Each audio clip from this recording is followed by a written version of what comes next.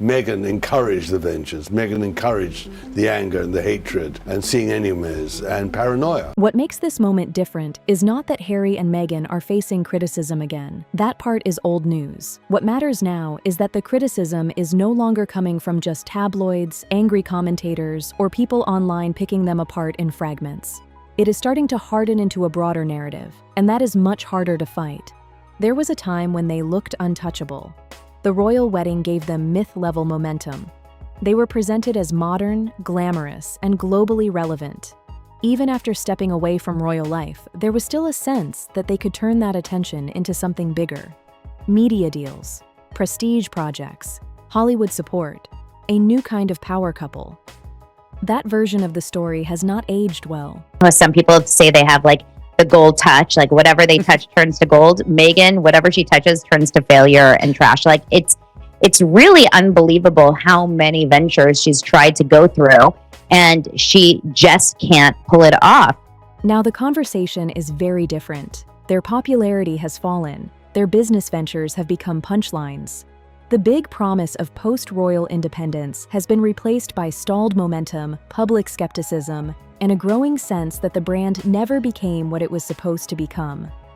And into that weakness walks Tom Bower. Bower is not a casual commentator. He has built a career on unauthorized biographies that go after powerful people with an aggressive, prosecutorial style. His first book on Harry and Meghan was already a bestseller and already hostile to their image. But the reason this second book is getting attention is timing. The first one landed while they still had the protection of potential. This one arrives after the shine has worn off. That changes everything. According to the source material, Bower now has a major deal with News UK, which means excerpts are expected to roll out through major papers in waves. That matters because this is no longer just a book launch. It becomes a campaign. A slow release of claims, questions, and damaging details designed to keep the story alive for weeks.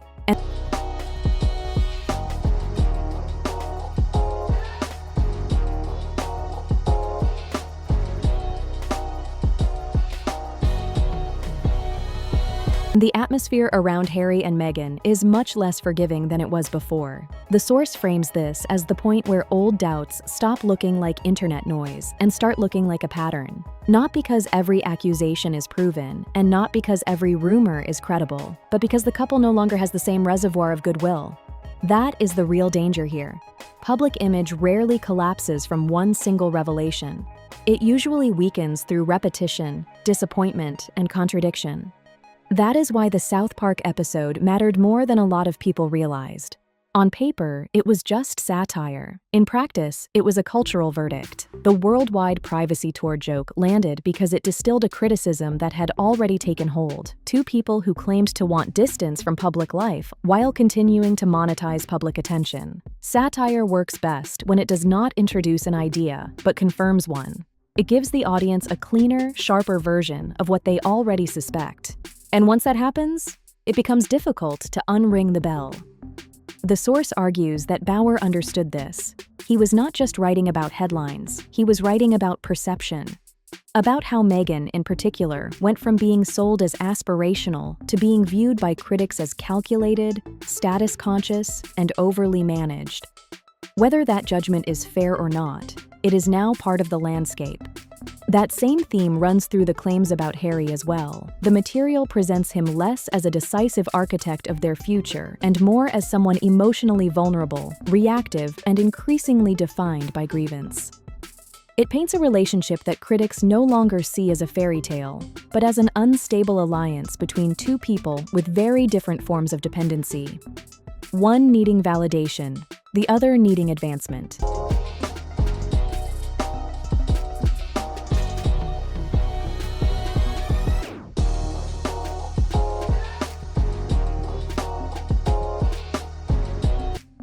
Again, that is the harsh reading. But it is the reading this kind of book is built to exploit. The script also points to a quieter problem behind all of this. Separation. Not necessarily personal separation, but professional drift. Harry and Meghan were once marketed as a unit. Now the sense is that the partnership is not generating the same collective force it once did. If one side of the brand is weakening commercially, that creates pressure. And pressure changes how every new controversy is interpreted. That is where the upcoming book becomes more than gossip. It becomes an audit.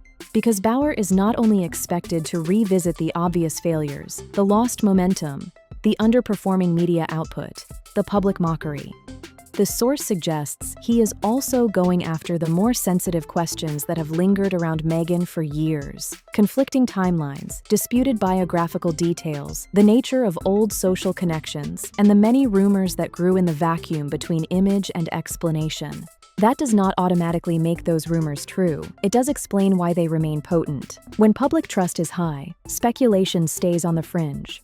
When trust breaks down, even weak allegations start to circulate more aggressively.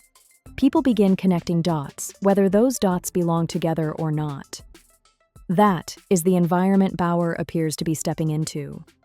The source leans heavily into that darker territory. It references long-standing online speculation about Meghan's past, including questions about her age, her pre-royal social world, her access to elite circles, and other conspiracy-heavy claims that have circulated for years. It also emphasizes Bauer's method, not always making direct accusations, but collecting inconsistencies, presenting documentation, and letting implication do the rest. That strategy is powerful for a reason. It lets the author sound restrained while still inviting the reader toward the most damaging interpretation. The Soho House material fits that pattern perfectly. On its face, it is a story about access. How did an actress who was known, but not exactly at the top of Hollywood, end up moving so comfortably through elite private spaces and high-value social networks? The source highlights Marcus Anderson, his proximity to Meghan, and the sense that the public explanation for that relationship has always felt incomplete to critics. Whether that proves anything is another question. But in a book like this, the unanswered question is the product. The same goes for the yacht allegations and the broader conversation about lifestyle. The source presents them as part of a larger puzzle, a public image that appeared more affluent, more connected, and more mobile than her known career earnings seem to explain. That gap between visible lifestyle and visible income is where rumor tends to breed. And once again, Bauer's role, as described here, is not to make a cinematic accusation, but to keep returning to the discrepancy. Then there is the business side, which may actually be the most damaging part because it is the least glamorous and the easiest for audiences to understand. Failed output hits harder than rumor because people can see it for themselves. Spotify ended, Netflix did not deliver the level of cultural domination people expected, and then came the lifestyle brand rollout, which the source describes as another example of presentation outrunning substance. Headlines about instant demand, claims of sellouts, then questions about inventory, scale, and whether scarcity was being used more as optics than genuine market proof. That kind of story is dangerous because it cuts straight to credibility.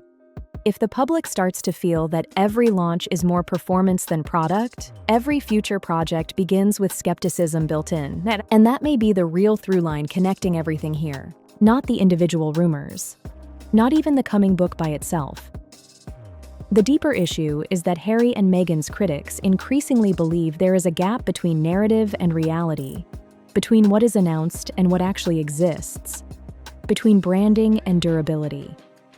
Once that becomes the dominant frame, every setback starts confirming the same larger idea.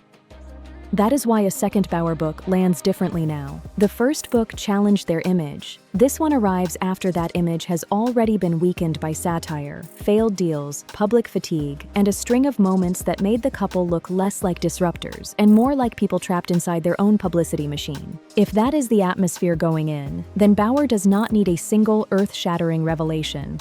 He just needs enough material to reinforce what a lot of people already think they see. And that is often how reputations actually unravel. Not in one blast, but in layers. One disappointment, one contradiction, one joke that sticks, one project that underwhelms, one biographer who shows up at exactly the moment the audience is most willing to listen. And maybe that's the real ending to this whole saga. Not one shocking revelation, not one final interview, not one headline big enough to settle everything at once. Just the slow collapse of a story that was once sold as untouchable. Harry and Meghan built their post-royal image on control.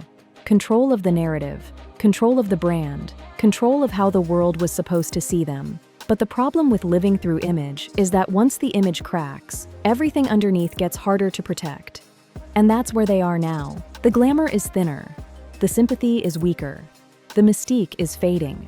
And in its place, people are looking back at the whole saga with a very different lens. Not as a fairy tale, not as a rebellion, but as a cautionary story about fame, perception, and what happens when the performance starts to outgrow the truth. That's why this next chapter matters, because at this point, it's not really about one book. It's about whether the version of Harry and Meghan that was sold to the public can survive what the public thinks it sees now. And once that shift happens, it's brutal. Because reputations usually don't explode, they erode. If you want more breakdowns like this, where we cut through the PR, the noise, and the narrative, make sure you're locked in with BarzBuzz. That's where we keep following the stories after the headlines fade. If this saga had you shook, wait till you see what's next. You already know what it is.